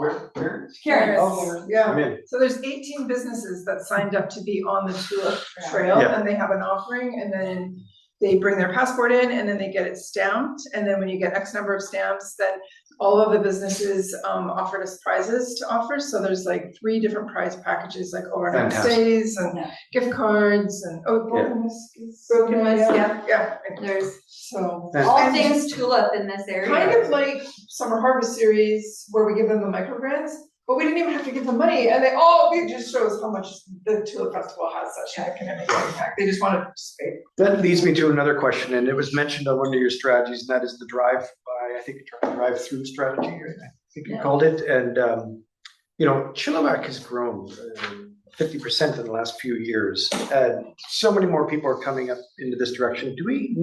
Have we ever tried Wayfair signs at Highway 1 and at Rosedale or at 9 and 7 here? Just as people are driving by Vancouver, a lot of them that never heard of Harrison Hot Springs or heard of it, never really considered it. Have we ever tried way signs There- from Highway 1 to here, 2 or 3 There's- strategically placed? There's one there that we put in the budget to update, right? Yes. There is one there. Where is it? It's on Highway 1 By heading Union School. eastbound, yeah. I see it every morning. It's the that highway one? sign. Yeah, it's the highway sign. It Yeah. says Harrison. No, That's more No, of it's a- a huge billboard. Yeah. There's one near the Annis. That's true. Yes, And that looks like Yes. it could. be it really needs, nice. that's why I'm like, we put that in the budget, Looks we like- talked about that. That one, it needs some love, it's They getting say weather that land worn. is up Yeah. for It sale could be when we refreshed. inquired about it, but Sonia says they've been saying it's up for sale for a long time. But I think other signs on the highway are restricted by. Yeah, regulated it's by- very, very difficult. That's Yeah. private land, so it's easier Yeah. there. But yeah, highway There's- signage is. There's lots of rules from transportation. What about one here as they going towards the Tulip Festival from Agassiz, turn right at Harrison Hot Springs Road? Again, all signage on Yeah. highways is regulated by the We Ministry of did Transportation. start a conversation with the District of Kent on some signage because the Tulip Festival did come to us with some ideas. Unfortunately, they just came to it with us a little bit too late because we would need to make a presentation to the district. So we kind of thought, okay, we've increased from what we're doing with the Tulip Festival this year. And so next year, it's something that now is already kind of in the back of everybody's mind to look at. They picked out some signs that are, Okay, Picked up some locations. some locations and specific like signs that are removable. and was District of Kent open to this? Yes. Keep us updated on how that goes, because I think that's an important one. Other ideas that have come up are the band shell. The band shell that's sort of in front of Memorial Hall. It's a wonderful area to have bands. It only happens once on the August long weekend, but it's a small band shell. It'd be great if council considered future RMI project to expand that and provide better seating, maybe a little bowl area. because I think that's a missed opportunity. Do you know which one I'm talking about, Councillor Fascio? The What is one, this? The bandstand right across from like Muddy Waters. It's not right across from Muddy Oh, the Waters. bandstand. Yeah. the bandstand, yeah, we'll call it a Yeah, yeah. bandstand. It's quite small. It's just small enough to contain a band. It would be nice if we could expand that and make bands generate bands and music. Like people want to come here and not just walk around and have nothing to do. They want to experience things and hearing music and seeing music, I think should be and could be an opportunity that we're missing at this point in time. We do a good job during the festival and on the August long weekend, but maybe we can invest some more thought into having bands more on the beach throughout the summer, throughout the nice weather. Or maybe September, I think would be a good Yeah, time. I think so. Just summer, I mean, summer's great and it would be fantastic to have that during the summer, but our September, it's still a decent time of year, especially, but there is a significant drop off when kids go back to school. So if we were to have like Friday night music, that's something that I kind of thought about when we kind of stopped doing bands, or we didn't stop doing, we still did bands on the beach, but as Bands on the Beach transitioned, it's just something I kind of thought about, and I mentioned to Rachel was maybe doing like an endless summer or something like that, and doing Friday nights or Saturday nights in September. So that way we're not targeting a time of year that we're still busy. If there is budget in that, kind of like Bands on the Beach profile, we can just move it to maybe that. And I don't know, lots of ideas for sure. Maybe September, yeah, have Friday night band nights or Saturday night band nights, or That's a something cool like idea. that. So, Something we yeah, can okay. Consider. The idea of having a kite festival has come up. And I know it's popular in other parts of the world. We had it, Yeah. we had it, Did they? Okay. we had it here years ago. Kites have changed. They're now neon Oh, yeah. glowing. and They're nice, huge, they're flying all over the place, so maybe there's an opportunity there. People have mentioned sandcastles. I know there's a long history of sandcastles, but it is missed. Whatever the weaknesses of it and problems with it, it is missed for sure. And it brought in a lot of people, I think, at the time. People want to see more opportunity, and this is maybe something we need to advocate with the FERD, is more places for eco-adventure trails. Have wall canvas tents and geodetic domes are now popular for glamping, if you will. We should have that up and down the lake. I know it's not our jurisdiction, but we should be able to, find maybe partner with other municipalities to try and do that.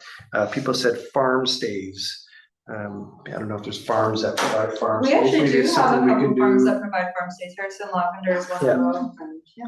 We discussed tour buses,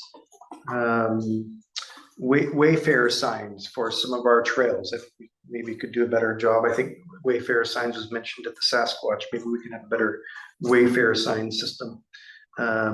People have mentioned we need a crosswalk at Schooner, and what does it have to do with tourism? But on the weekends, there's 800 people that are at the Springs RV, and they all at night, they all, you can see them trying to cross at Schooner to go for ice cream downtown, and they can't. The kids, they find it dangerous, and the sidewalk is inconsistent on that side. So I think That would be the Ministry of Transportation and Transit.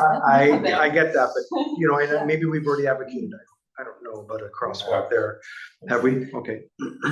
Someone said, why don't you have the festival at a different time of the year? Why July? July is already looked after, That would be for the festival of the year. That'd be the Festival Society does that, and that's complicated with performing acts and any number of things. Yeah, So, he kind of tries to work. changing with that artists that is are a very integrated, linked process with multiple parties.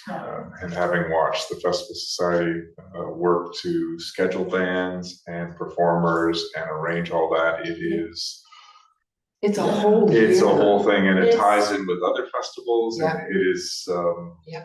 it links, because performers tour, Yeah. and having a known time when they might perform And here, then they affordability. go somewhere else to another, and you, just changing it is, that's. If you get an act that's already, say, working at like the Mission Folk Festival, you can get a better deal if they're attending both. So I know Andy works a lot with a lot of groups to ensure that we can bring the best acts possible. If they're here already, Yeah, okay. And then just a question for you, like, are we in your way at all? are we difficult to, no, and that's a serious question, like, when it comes to, like, for instance, Yeah. festival permitting or event Mhm. permitting. And I don't mean to offend anybody, but I'm just wondering, how can we smooth things for I- you? Let us know. I feel like we've got a very good open relationship with you guys. When we have concerns, I feel very comfortable to bring them up, and I'm sure you guys feel the same. So I don't really see that. But no, definitely not in the way at all. I don't. In my year, probably- I've been so impressed. We have such a supportive, like, I know not every municipality has what we have, so we are so lucky to have a relationship that we have. with them. The last I one, feel like. that's good to know, but Yeah. yeah, just let us know, be honest. We'll get out of your way, so to speak. The other one, Mayor Talon, and maybe this is for another meeting at all, but that is the RMI advisory group. I've talked to a couple of people that are on that group, and there's some opportunity, I think, to improve that group. I think my understanding is that every 2 or 3 years, we spark it up for a couple of meetings, and then we submit the proposals that we've thought about. I think the people that I've talked to would like to see a more frequent meeting schedule so that they can discuss these things throughout the year, throughout the 3-year cycle, if you will. They want to see more diverse voices from the community and from the business community, so that they can have more of a say. So I think there's some opportunity to take a look at the RMI. Again, I don't know the formal name of it, the RMI advisory group, and make some improvements in its procedures and processes to make it more effective and more, to make it more effective. What does everybody think of that? I guess I got, sorry. Go first. I don't know, it was a whole, I got all the hands up in a row here, so I don't know where to start. Councilor Vital, perhaps, then I'll move to Councilor Jackson. Thank you. I think your suggestion would be, like, I don't know enough about it, so I think that maybe we could defer that till. I chaired the last one. For a further meeting. It's a committee that was pulled together for a purpose, which was to consider, develop with input from staff and tourism and the resorts, hotel, all the business in town, to pull together ideas on a resort development strategy. And that's the committee, and that's a 3 or 4 year strategy. So the strategy was developed by the committee, it was brought to council, council endorsed it, ultimately staff worked with the province to get the projects approved, because the province has final say over how the RMI money is spent. I wanted to. Go ahead, go ahead, Councilor Fyvie. Just one, thank you.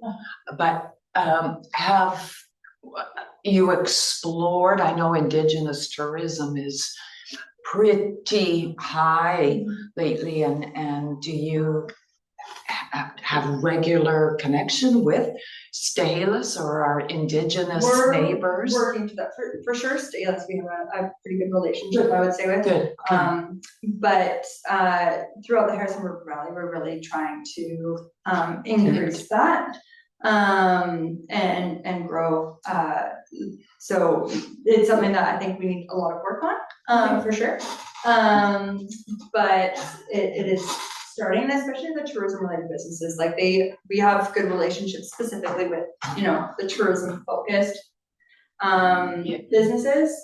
But I think, like, one of the things I've talked to Aaron about, and I mentioned to Christy, is having like a coalition or a team of a tourism focused representative from each region, or from each Indigenous community, and then having one spokesperson from that coalition to come onto the board so that they can speak for all the nations as a whole. Because we wouldn't be able to have a director for each community. That would just overwhelm our entire board. But if we had a group that we met, say, quarterly, we had those conversations, see what's new, see what's upcoming. And then and that was something that we really started to focus on before I left last year. Was I was trying to create regular meetings with a representative from the communities. So that's something that we're gonna continue to try to bring together. And I really wanna bring together like a team so that we can have a representative and a voice on our board. And that way we can stay up to date with what's going on, and work with that. So we kind of talked about, bringing that up at the chief to council meeting. I don't know if that's something where I could, give you a little presentation or like just something to bring to one of those meetings. Because I know that there are private meetings, but, if I give that to you as an option, or I haven't completely envisioned how that works, but it is a goal and a thought that I've had. I would like to meet quarterly, see what's going on, and then have that representative on the board. Even, yeah, thank you. Yeah. Regarding that particular, when we have a council to council meeting, even if we requested that it be put on the agenda, then at least somebody from our council could at least speak to it. Yeah. For you. Yeah. And one last comment is, just be prepared. My grandkids are coming down from Salmo in a couple of weeks, a 6-year-old, a 4-year-old, and a 4-month-old. Yeah. And they really want to go see the Sasquatch Good. Museum. So I'm telling you, batten down the house. That and the other request was the accessibility playground. So we'll keep them busy. Yeah. Thanks. And they're looking for babysitters. Councillor Jackson, you've been patient, and then Councillor Batchelor, and then Councillor Simons has some additional. Go, Councillor Jackson. I get concerned, for me, there's too much micromanaging starting here. Harrison was started 20 years ago as an independent identity, and they've done an exceptionally good job. And that what concerns me, that the talk around the table is that we're trying to manage all these ideas. We have a very limited staff. I mean, they do a fantastic job for what they have. But you can't just keep piling on and piling on. It doesn't work. They've laid out a great plan here. Let's just let them follow it and get on with it. It just really makes me nervous. Thank you, Worship. Thank you, Councillor Jackson. Councillor Batchelor. Thank you. First of all, when we started this when Councillor Jackson started this tourism, Harrison, and we worked together on the RMI, he created the actual tourism Harrison part. From that point to this point now, our staff, I think they still go every year to somewhere in the province, wherever they go, Vernon, wherever it is, to have meetings for the RMIs. The mayor's already told you, the mayors do, they meet now and again. We have a committees. The tourism board is also of businesses who are involved in that as well, plus our liaisons. I think it's well suited what they've got there. I mean, I've been through what Councillor Swinburne has been over the years with a wish list. So wish list, we would have to add another 3% on to try and accomplish. And it always boils down to staff and volunteers. And volunteers, when you put it out there, no, I don't want to head up the thing, but I will help.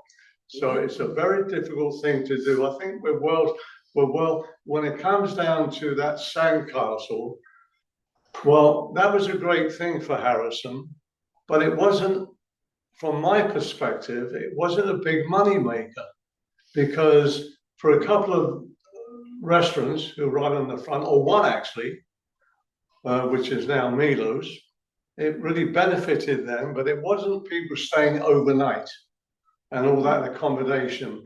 And the man that headed that, he paid out of his own pocket to keep that going for many years. It was a costly event to try and put on. I know the tourism has been approached over the years about putting a smaller one on, but it's not an easy one to put together. I mean, Parksville has one, but they get the big money people involved in that, like Qualicum Foods and all that, and put money into it.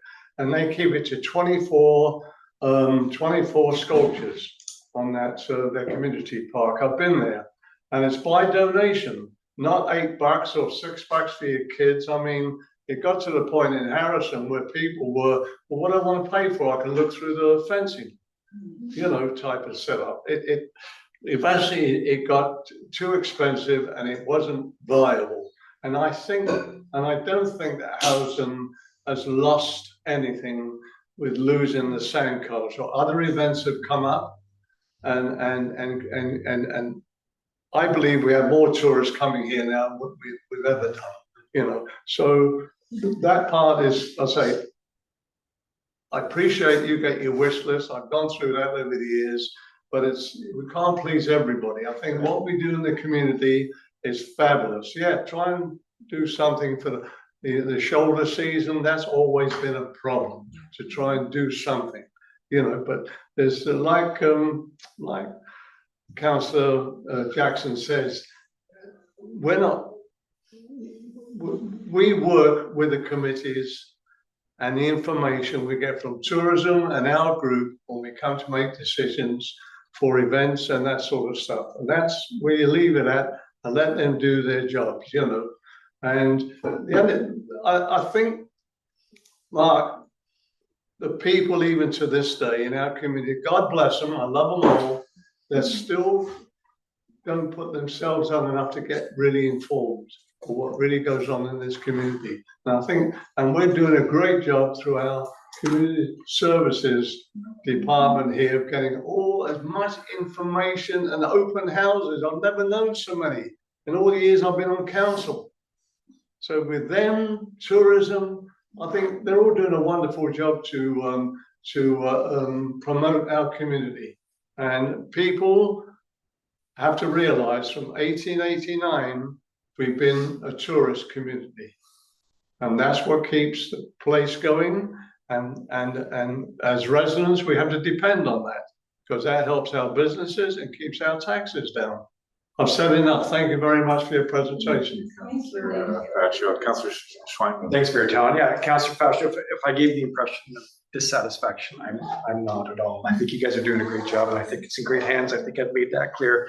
Unfortunately, to your point, residents do come to us and say, hey, why don't you try this, and this? It's out of our hands. And I made that point.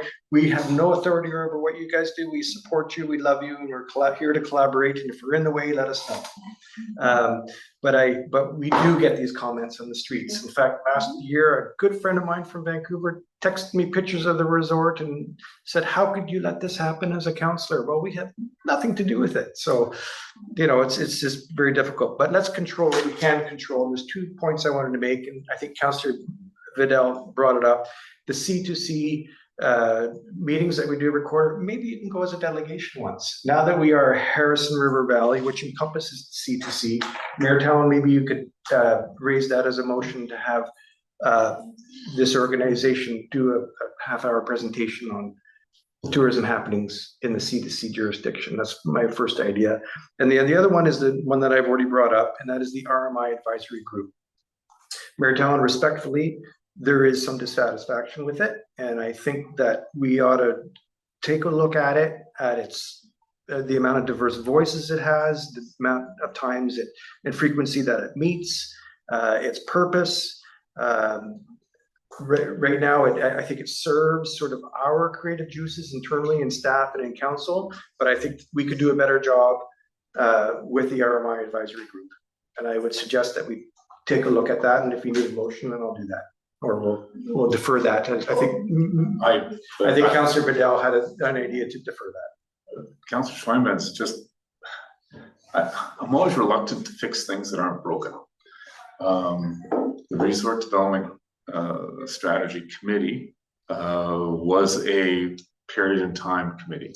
It was assembled with tourism, village, council, and a number of key businesses. And it considered a whole range of things, and over the course of, off the top of my head, several months, 4 or 5 months, assembled a draft strategy with input from all members. And that strategy ultimately came to council, was considered by council, approved by council, and then our offices are using it, the village is using it to secure the funding from the RMI project. So I don't know, dissatisfaction, then absolutely, I guess in 3 years, we'll need to strike another committee to work on the next plan. But we have in place a 3-year plan that we're using to proceed with RMI funded projects with the province. So it's done. So I don't know it's the committee is inactive. It was pulled together. It did its job. It made the recommendation to council. We have the plan in place. Is completed. We'll need another one in time when this strategy runs its course or comes close to running its course and comes to the end. But today, it sounds like you're suggesting something very different.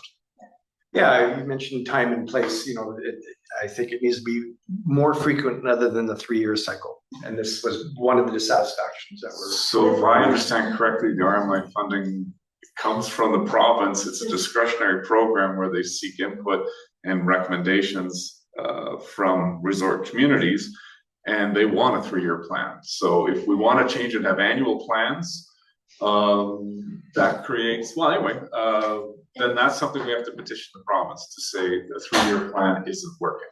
And sorry, so the RMI committee, very separate from what we're presenting here today. So I think we should focus on this presentation, but then I'm just gonna quickly make a side point to that. One of the things, I think one of the recommendations that did come out of it, and I was the one that made the recommendation, so I'm hoping it kind of stayed or maybe was, in there for future planning, was to come up with a general strategic plan for, years down the road and creating kind of like a roadmap for the vision of what we want to see the village of Harrison Hot Springs. I know that didn't make it into, this year, probably not next year, probably not the year after, but that was something that was discussed. And I think that's something I still feel very strongly about, and I will put in for the next one. But having that roadmap and that vision, that way when we come to the plate for the next year, for the next cycle, then we already kind of have a plan in place and a direction for the village that we're coming to. And I think that might be where some of the frustrations were. It was like, okay, so we're here, and we've got X amount of time to figure out what we want to do. Let's start fresh type of idea. And it was all new people, to be fair, it was all new people to that to that committee. So, I should not go on this because this is very separate from what we're meeting for today. But to that point, I think a strategic plan was kind of identified as an important priority. So I think that frustration might actually be resolved in years to come as the strategic plan and the development and the vision is created. But sorry, we shouldn't even be, that's entirely separate from what we're meeting here today. Well, it's separate but related. So Yes. Same but different. Same, but different. Councilor Jackson, you were on the RDSC committee, so and you've got a long history in this We're getting away from the tourism. what this meeting was about. Mhm. And some of it is council and not tourism. Yeah. I agree. So I'm sitting here, I'm getting very uncomfortable with this conversation because there's 2 sides to this. And I don't think we should, anyway, I don't know what to say. I just really I want this thing going off the tracks. Well, maybe. I know where your council's coming from. I've heard it all before from the same people that said the same thing. Fair point, Councilor Jackson. Perhaps I'll just sort of summarize. Thank you very much for coming here and presenting that. I think we're in good hands. I really think you're on the right track looking at the Sasquatch Museum as a discrete tourism attraction. I think if you can link to schools, kids go home and tell parents about stuff, and it just raises awareness in the same way of, you can come and picnic on the beach, and then maybe you come back as a child and you come back as an adult for a conference, or you come here as a regular thing. So I think all those things are long-term investments, raising the profile of Harrison Hot Springs as a resort, a community, and as a destination for vacations or a nice weekend, a sunny weekend on the beach. I think there still remains work to do on the shoulder seasons, and I know, we'll keep our eye focused on what can happen on the shoulder season, I agree. Summers are busy and well, the beach does attract, sunshine and beaches always attract people, but we'd sure like to have opportunities on a grayer Thursday in November that inspires people to come out as well. So thank you. Thank you. Thank you. And final thought here, I'm not sure if the presentation was sent to council, but there was a link on it if they sent the PDF. So there's a link to the stakeholders page, and so you can either review the 5-year summary or the full plan, or you can just go to our tourismharrison.com/stakeholders and go look at the strategic plan in full if you are interested. I just want to put that little note out there. Thank you. Yes. Thank you all. Thank With that, I Motion to will seek a adjourn. motion to adjourn from Councillor Fascio, seconded by Councillor Jackson, as is our process and procedure. All in favor of adjourning, and we're adjourned. Thank you. Thank you, everyone. ladies.